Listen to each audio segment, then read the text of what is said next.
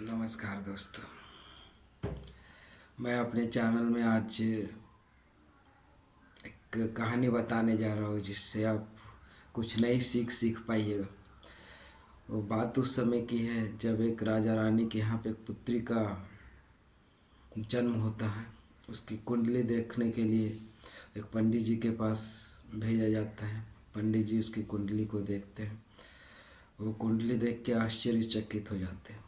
कुंडली बहुत ही सौभाग्यवती का कुंडली रहता है। ऐसा प्रतीत होता है उसकी कुंडली को देख के जैसे साक्षात लक्ष्मी माँ उसके रूप में अवतरित हुई है। वो उसकी कुंडली बताती है कि ये एक बंजर भूमि में भी अगर अपना पाँव रख दे तो वो फसलों से ललाहित हो जाएगी। ऐसी उसकी कुंडली बताती, वो जिस घर में जाएगी वो धन धान्य से परिपूर्ण रहेगा। ऐसा देख के उस पंडित के मन में लालच उत्पन्न हो जाता है और वो राजा के पास जाता है और उसको गलत सलाह देता है कि नहीं, आपकी पुत्री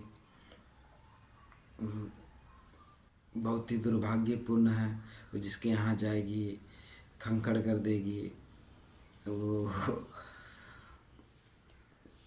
आपके दाम्पत्य में गिरावट लाएगी। आपको इसका परित्याग करना चाहिए। राजा क्रोधित हो जाते हैं, ऐसा नहीं हो सकता, ये हमारी पुत्री है, इसका हम त्याग नहीं कर सकते, कोई हल है तो बतलाइए पंडित जी। पर वो बोलते नहीं, इसका त्याग करना होगा समाज के कल्याण के लिए। अगर ये इस नगर में रहेगी तो इस नगर को रोगग्रस्त कर देगी। यहाँ का दाम्पत्य जीवन विनाश की ओर बढ़ने लगेगा। तो राजा समाज के कल्याण के लिए उसका त्याग करने को तैयार हो जाते हैं। पंडित जी बोलते हैं इसका त्याग कर दीजिए या किसी दूसरे को दे दीजिए।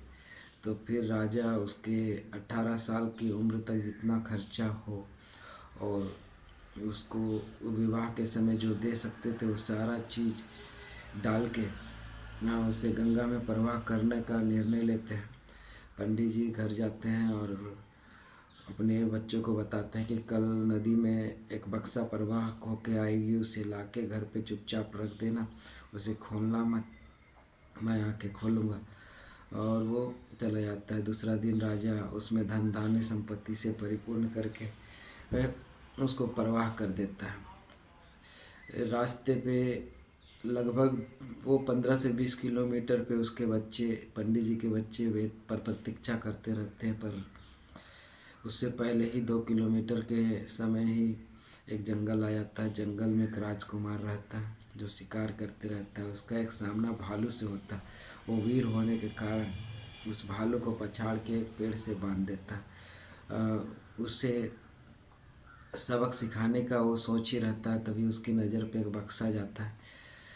उस बक्से को देखता है, बक्से को निकालता है, लाता है और जब वो बक्से को खोलता है तो देखता है तो जड़ी हीरे मोती जेवरात से भरे हुए हैं और इसमें एक सुंदर सी बहन है। वो हमेशा माँ बाप से लड़ाई करते रहता था कि मेरी कोई बहन नहीं, कोई बहन नहीं यार। वो जब उसे देखता है तो बहुत हर्षान्वित हो जाता है, खुशी महसूस करता है और वो उसे अपनी छोटी बहन मानता है।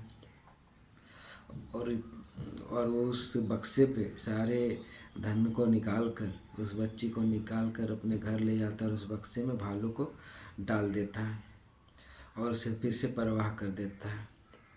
वो जब 20 किलोमीटर जैसी इस जगह पे 15 से 20 किलोमीटर की दूर पे जाता है तो उसके बच्चे उस बक्से को पकड़ते हैं।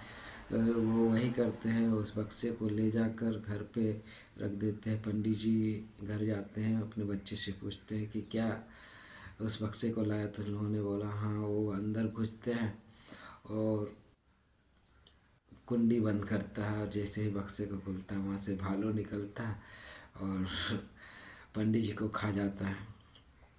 सबक यही है कि लालच करने वालों को कभी सदपरिणाम नहीं मिलता है और इसलिए लालच मत कीजिए। सबके शुभ की कामना कीजिए। अगर कुछ शुभ हो रहा है तो उसका साथ दीजिए। वो बुरा करने वाले के साथ हमेशा बुरा होता है, लालच करने वालों के साथ हमेशा नुकसान ही होता है। भले देर हो जाए इसमें पर नुकसान तो होता ही है। कह के सबके सद्कर्म की सबके शुभ कामना कीजिए। यही है, लालच का हमेशा फल बुरा होता है। धन्यवाद। जय जय श्री कृष्ण।